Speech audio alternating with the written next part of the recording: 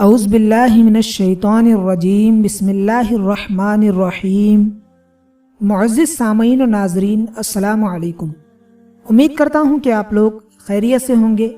آج ایک اور ویڈیو کے ساتھ حاضر ہوں جس میں آپ کو مختصر ایک ایسا واقعہ سنانے والا ہوں جو عاشوراء کی رات کے حوالے سے ہے، جسے سن کر آپ لوگوں کو عاشوراء کی رات کی فضیلت و اہمیت کے بارے میں معلوم ہو جائے گا۔ ایک اپاہج لڑکی کا واقعہ ہے جس کو عاشوراء کی رات کی قدر کرنے کا کیا صلہ ملتا ہے، اللہ رب العزت کیسے اس پر اپنا فضل فرماتا ہے، آئیے سنتے چلیں۔ منقول ہے کہ بصرہ میں ایک مالدار آدمی رہتا تھا۔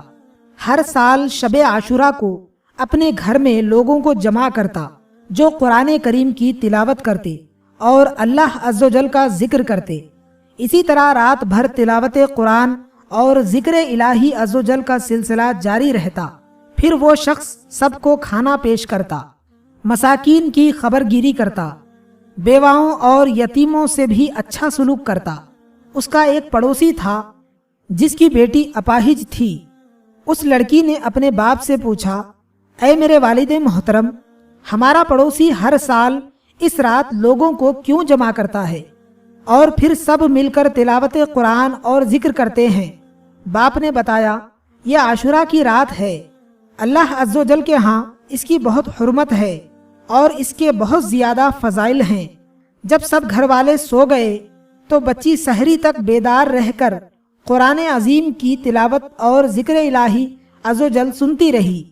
جب لوگوں نے قرآن حکیم ختم کر لیا اور دعا مانگنے لگے تو اس لڑکی نے بھی اپنا سر آسمان کی جانب اٹھا دیا اور عرض کی، یا اللہ عز و جل، تجھے اس رات کی حرمت کا واسطہ اور ان لوگوں کا واسطہ جنہوں نے ساری رات تیرا ذکر کرتے ہوئے جاگ کر گزاری ہے، مجھے عافیت عطا فرما دے، میری تکلیف دور کر دے اور میرے دل کی شکستگی دور فرما دے۔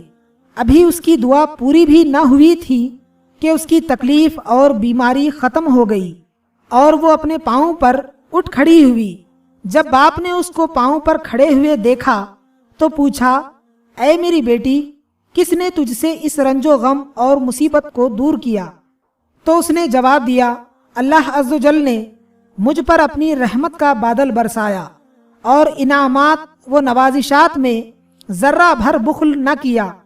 اے میرے والد محترم، میں نے اپنے پروردگار عز و جل کی بارگاہ میں اس رات کا وسیلہ پیش کیا تو اس نے میری تکلیف دور فرما دی اور میرے جسم کو صحیح فرما دیا۔